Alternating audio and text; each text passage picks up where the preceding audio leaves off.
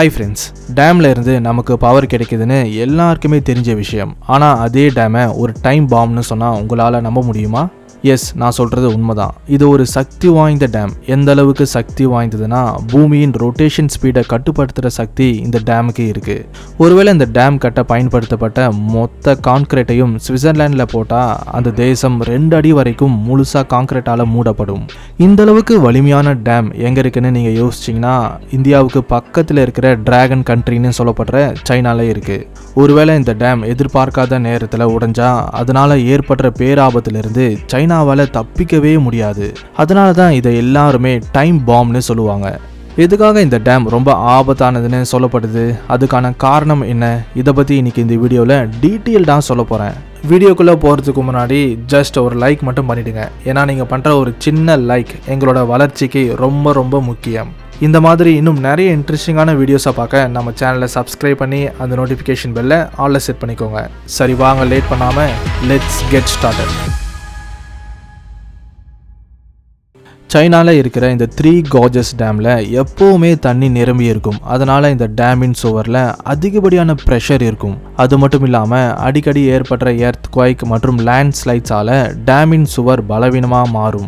விஞ்ஞானிகள் என்ன சொல்கிறாங்கன்னா, ஒருவேளை அதிகப்படியான ப்ரெஷரை தாங்க முடியாமல் டேமின் சுவர் உடைஞ்சா ஒரு சுனாமியின் அலை வேகத்தில் தண்ணி பயணிக்கும். அங்கே சுற்றி இருக்கிற கிராமங்கள் அடியோடு அழிஞ்சு போகும்னு.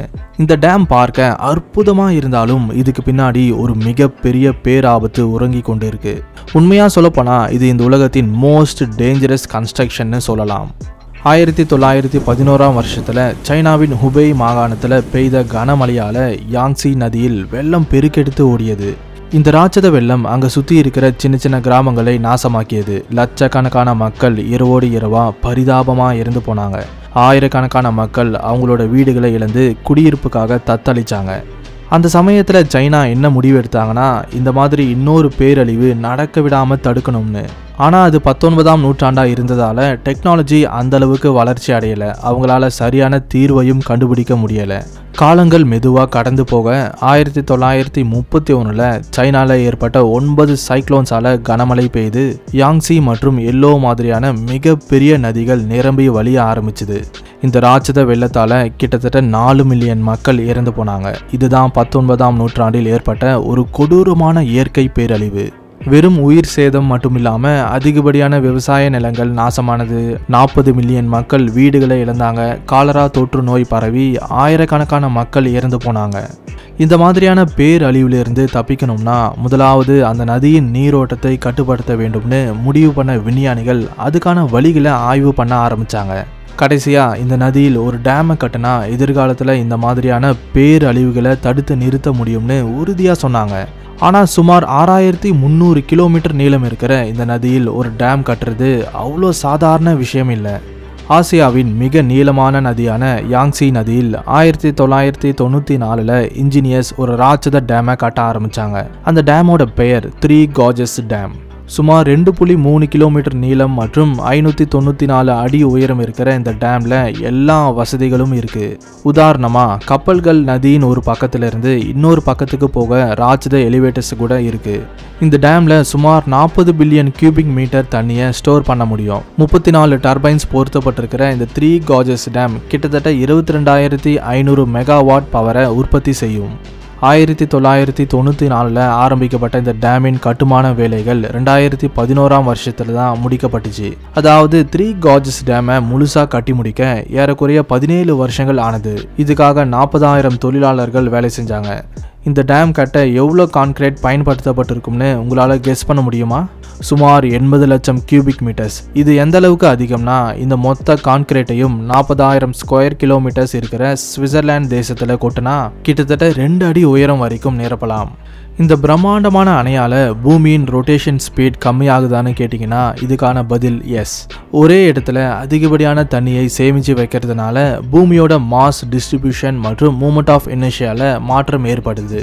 இந்த மாற்றத்தால் பூமியோட சுத்துற வேகம் கொஞ்சமாக குறையுது. பகலை சுமார் 0.06 மைக்ரோ செகண்ட்ஸ் அதிகமாக்குது. நாசா சயின்டிஸ்டான டாக்டர் பெஞ்சமின் ஃபோங் சோ இந்த விஷயத்தை பற்றி ஆராய்ச்சி பண்ணி இதுக்கு சம்மந்தப்பட்ட கால்குலேஷன்ஸை உறுதிப்படுத்தினார். பாத்தீங்களா, இந்த மாதிரியான மிகப்பெரிய மனித கட்டுமானங்கள் இந்த பூமியில் எந்த அளவுக்கு விளைவுகளை ஏற்படுத்துதுன்னு. உண்மையா சொல்லப்போனா இந்த டேம் ஏற்படுத்துகிற மாற்றத்தால் பூமிக்கு எந்த விதமான நஷ்டமும் இல்லை, லாபமும் இல்லை. த்ரீ கார்ஜஸ் டேம் கட்டி முடிக்க சுமார் $30 பில்லியன் செலவானது. சைனா அரசாங்கம் இந்த ப்ராஜெக்டுக்காக எந்த தைரியத்தில் இந்த அளவுக்கு பணத்தை செலவு பண்ணாங்கன்னா, இந்த டேம் செயல்பாட்டுக்கு வந்த வெறும் 10 வருஷத்திலேயே அவங்க செலவு பண்ண பணத்தை இதிலிருந்து உற்பத்தி ஆகிற மின்சாரத்தால் ஈடுகட்ட முடியும்னு எதிர்பார்த்தாங்க. இதுதான் உலகத்தில் இருக்கிற மிகப்பெரிய ஹைட்ரோ எலக்ட்ரிக் பவர் பிளான்ட். இங்கே 700 மெகாவாட் இருக்கிற 32 டர்பைன்ஸ் மற்றும் 50 மெகாவாட் இருக்கிற 2 ராட்சத டர்பைன்ஸும் பொருத்தப்பட்டிருக்கு. டேம்க்கு அடிப்பகுதியில் பொருத்தப்பட்டிருக்கிற எல்லா டர்பைன்ஸும் எப்போவுமே ஆன்ல இருக்காது. அப்படி அதிகப்படியான தண்ணி டர்பைன் வழியாக பயணிக்கும் போது அதுக்குள்ளே இருக்கிற பிளேட்ஸ் வேகமாக சுற்றும். இந்த எனர்ஜி ஜென்ரேட்டருக்கு டிரான்ஸ்ஃபர் பண்ணி அது எலக்ட்ரிசிட்டியாக மாற்றப்படுது. சவுத் அமெரிக்காவில் கூட இந்த மாதிரியான ஒரு மிகப்பெரிய பவர் பிளான்ட் இருக்குது. ஆனால் அது இந்த த்ரீ கார்ஜஸ் டேமை விட சின்னது. அதோட பெயர் இட்டைபூ டேம். பிரேசில் மற்றும் பாராகுவே தேசங்களுக்கு பாய்ந்து போகிற பரானா நதியில் தான் இந்த டேம் கட்டப்பட்டிருக்கு. இந்த டேமில் 700 மெகாவாட் இருக்கிற 20 டர்பைன்ஸ் பொருத்தப்பட்டிருக்கு. இதிலிருந்து 14,000 மெகாவாட்ஸ் எலக்ட்ரிசிட்டியை உற்பத்தி செய்கிறாங்க. உண்மையாக சொல்லப்போனால் அமெரிக்கா மற்றும் ஜப்பானால் கூட இந்த மாதிரியான ஒரு மாபெரும் அணையை கட்ட முடியலை. சைனா இந்த டேமை கட்டி முடிக்க அதே போல் பயன்படுத்த அதிக வருஷங்கள் ஆனது. ஏன்னா ஒரு பக்கம் சைனீஸ் சிவில் வார், இன்னொரு பக்கம் பொலிட்டிக்கல் ப்ராப்ளம்ஸ். 1994 இந்த டேமின் கட்டுமான வேலைகள் ஆரம்பிக்கப்பட்டுச்சு. அந்த சமயத்தில் சைனாவின் சில சுற்றுச்சூழல் ஆர்வலர்கள் மற்றும் அரசியல்வாதிகள் இந்த டேம் கட்ட விடாமல் எதிர்ப்பு தெரிவித்தாங்க. இதுக்கான காரணம், இந்த ப்ராஜெக்ட் ஆரம்பிக்கிறதுக்கு முன்னாடி அந்த பகுதியில் வாழ்ந்துட்டு இருக்கிற லட்சக்கணக்கான மக்களை இடமாற்றம் செய்ய வேண்டும். அவங்களோட சொந்த வீட்டை விட்டுட்டு வெளியேறும் சூழ்நிலை ஏற்பட்டதால நிறைய பேர் இந்த ப்ராஜெக்டை எதிர்த்தாங்க. ஆனால் சைனா அரசாங்கம் இதையெல்லாம் ஒரு பெரிய விஷயமா எடுத்துக்காம அவங்க நினைச்சதை சாதிச்சாங்க.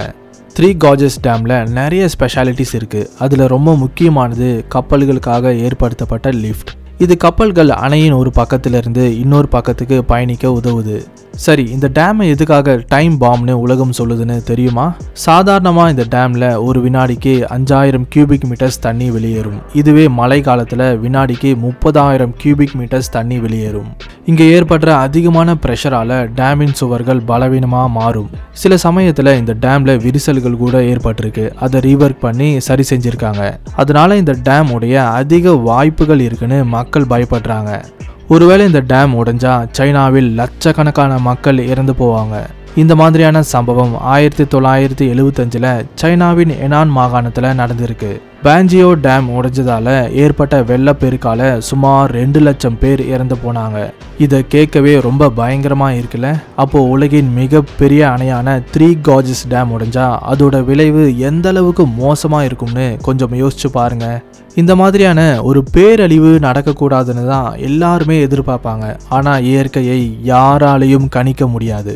இதை பற்றின உங்களோட கருத்துக்களை கமெண்ட்டில் சொல்லுங்கள். இந்த வீடியோ பிடிச்சிருந்தா லைக் பண்ணுங்கள், ஷேர் பண்ணுங்கள். மறக்காமல் நம்ம சேனலை சப்ஸ்கிரைப் பண்ணி அந்த நோட்டிஃபிகேஷன் பெல்லை ஆல்ல செட் பண்ணிக்கோங்க. மறுபடியும் அடுத்த வீடியோவில் சந்திக்கலாம். தேங்க்ஸ் ஃபார் வாட்சிங்.